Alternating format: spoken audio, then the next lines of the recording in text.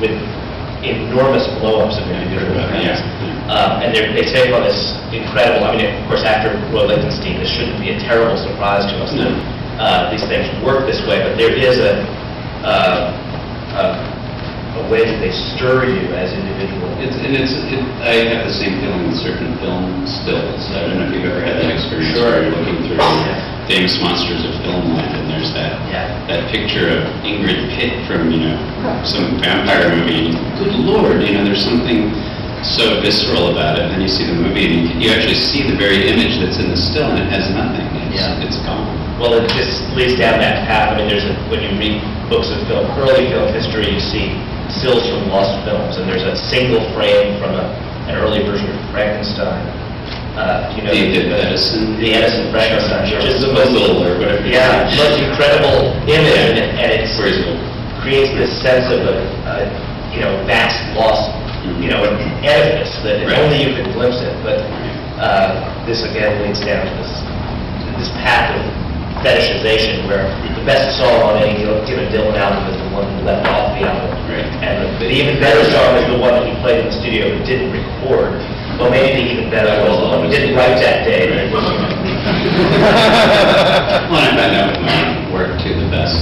I think that's why I'm so slow to produce comics, because they're perfect before I've actually started to draw something. And I don't know if you would have this experience, because when you write, I know with writing screenplays, I can start writing and I don't feel, okay, it has to be perfect because I can go back and change things. But in a comic, you just draw 3 panels and you think, I'm not going to change it. I might alter them slightly, but they're already kind of etched in stone. And you've dissipated all your creative energy already onto these 3 panels, and it's very hard to resuscitate that and do it again. It's almost impossible, actually.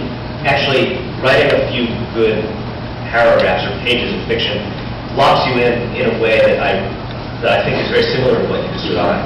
I'm going to guess that it's easier to stay relaxed and modular with a screenplay, partly because it's not finally a verbal product. That's just a blueprint. It's a template, I actually try to write my screenplays as finished works of themselves, because that's the only way I know how to work. Right. But I find such tremendous leeway in the knowledge that I could change a character's name with a press of a button or move a paragraph around, and I was curious about when you write your novels. There's such a density of detail in your descriptions. Is that a first draft thing, or are you sort of roughing it in and then adding detail as you go along, or are you editing out detail as you go along? I've actually arrived at a method that I don't recommend to anyone.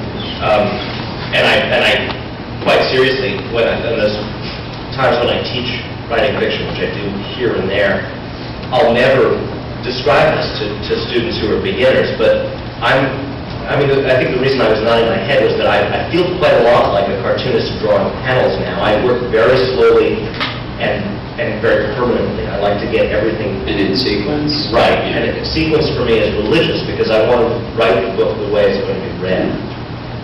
Do you know what's going to happen when you start? Yeah, I always have a sense of... Not an outline, no, but I have images. I have a few key destinations, things I need to, it's like having the film still, right? Seeing the Edison Frankenstein and saying, I have to get there. Right. I have to figure out everything that would lead to that. And do you ever get to the great moment and then realize that that's an unnecessary moment and get rid of it? Quite often. Yeah, that's always what happens. The things that you say for years wanting to write either become completely inconsequential and you don't need them because you've proven it elsewhere. Right. Or they're in the book, but no one would ever think it was the big moment. They're just a passing event, and the epiphanies, the things that other people seize on, are elsewhere. I know Walter Murch in his book about film editing often talks about, when they're having trouble with the structure of a film and it seems to be dragging in a certain part, they always get rid of the big scene, and often all the other scenes sort of imply that big scene, and to not see the big scene is much stronger than to see it. I love that Walter Murch. That's a great book. Well, in a couple of minutes, I think we'll turn to the question. So hold that thought, and we'll get to it. I want to ask you: are there any questions you have for me before we open it up? And I'll have just one or two.